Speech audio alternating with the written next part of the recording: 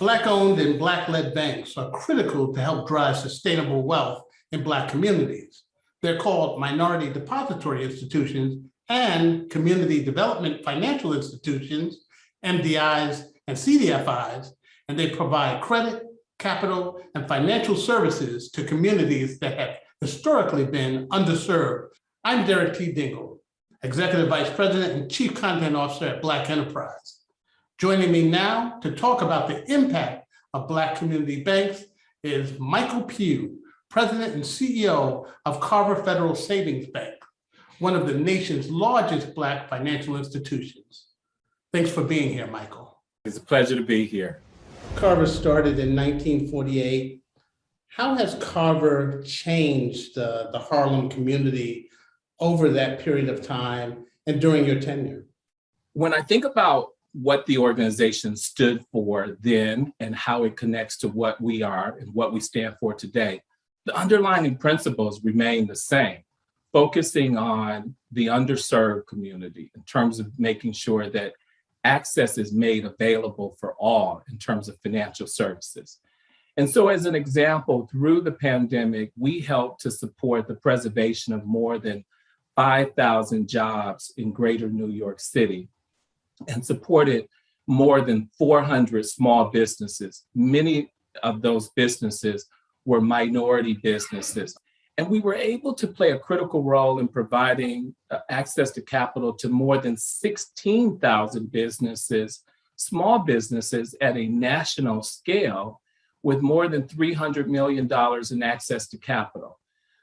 The other thing that I would say that is extremely important, Derek, that we continue our focus on is helping women and minority business entrepreneurs, helping to support women of color across at a national scale to be able to have access to capital and ultimately achieve their business goals and objectives there.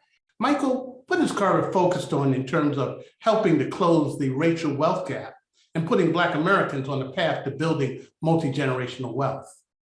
Well, so I can tell you one of the big things that we're honed in, laser focused today is thinking about how to create fast and easy credit solutions that don't rely on traditional credit scoring. So we know that more than 40 million Americans today don't have a credit score and or a score that would be acceptable to qualify for traditional financing. And we've been very proud that through small business workshops specifically, we've helped to support hundreds of small businesses that needed to better understand how to read a balance sheet and an income statement, how to develop a marketing plan, how to come up with solutions that ultimately would help their business to not rely solely on brick and mortar. Then ultimately what happens is that communities can continue to thrive through jobs being added, access to capital for small businesses, wellness in terms of health care and services made available. Through the Community Reinvestment Act, Carver has been designated by the U.S. Treasury Department as a CDFI. That status enables Carver to provide growth capital to local entrepreneurs. Tell us about what this status means. That designation is an important one because what it says is that based on the U.S. Treasury guidelines, you must reinvest at least 60% of every dollar you have on deposit in the communities that you serve. Carver has been able to far exceed that, consistently reinvesting 80 cents of every dollar. We know that's important because what we've seen in previous times is that for Black businesses, we grew our businesses by supporting each other.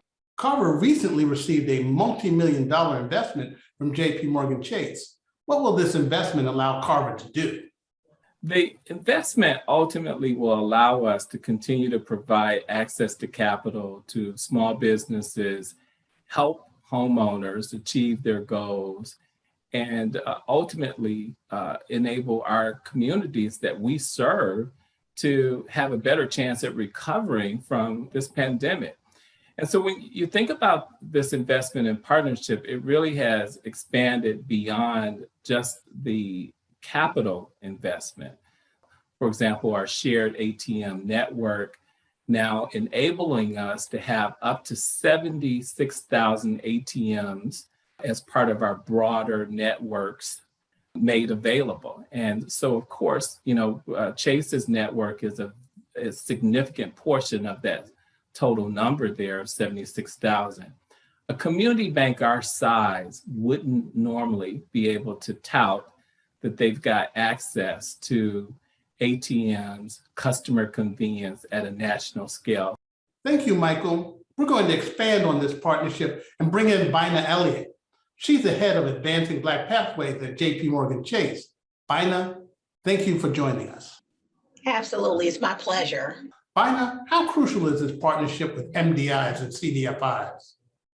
Well, partnership is critical, Derek. As you all know, we have not always gotten it right in how we bank our customers and provide access to capital.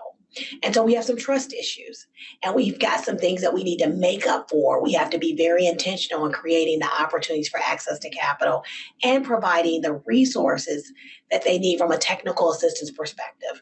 We started as a part of our $30 billion commitment, committing $50 million. We were able to deploy pretty quickly and really align ourselves with some great institutions that have been serving our communities for centuries, but didn't have always the resources that they needed to really be an integrated partner with those small businesses. So by partnering with them as an equity investor, we've enabled them to stabilize their organizations, really grow, invest in their company and their business model so that they can even do more. So we quickly realized that that was a pent up demand. And I'm proud to say that that $50 million initial investment has grown to $100 million. One other thing I'll point out is we also have a program called our Entrepreneurs of Color Fund, that we increased the commitment in that fund this year to $350 million more dollars. Because we know that everybody's not looking for equity capital. Some just need flexible debt capital and ways that they can structure the debt to really align with their business growth plans. And our community development financial institutions are who we partner with around the Entrepreneurs of Color Fund. And they've done an incredible job of being able to deploy that capital in a way that helps those businesses thrive and are flexible and provide them the right flexible resources that they need at the time they need it. Bina, thank you for joining us today. It's always great talking to you, Derek. For more than a year, the pandemic battered small businesses, but Black-owned businesses were among those hardest hit. According to a recent report by Black Enterprise, 53% found their company's revenues dropped by more than half since the start of the pandemic, compared to 37% of white businesses. So how are MDIs and CDFIs helping Black entrepreneurs thrive? I'm joined by Leah Abraham, owner of Sedepani, a Harlem-based Italian restaurant. Leah, tell us about your experience. Sedepani was established in 2000. So it was really a staple in the community because there was nothing like it. And I immediately opened an account with Carver Bank. You know, it's a neighborhood bank. It's a bank where I can go. I don't have my ID. Somebody recognizes me. Somebody knows me. This is what I love most about being here, is that it's a personal relationship that we fostered. Why is it so valuable to have a Carver or to have what we call minority depository institutions, Black banks within the community? Because this is not a neighborhood like any other neighborhood. There are many, many different kinds of people who walk in this community. There are people who don't have a bank account. There are people who don't have, the proper ingredients to open an account, to get a loan, et cetera. But I think a bank like Carver recognizes that and has given a chance to many businesses in this community. So, we all depend on each other. And as much as they've been there for me, I've tried to be a loyal business for Carver. So I got my loan through Carver, and that relationship has been ongoing till today.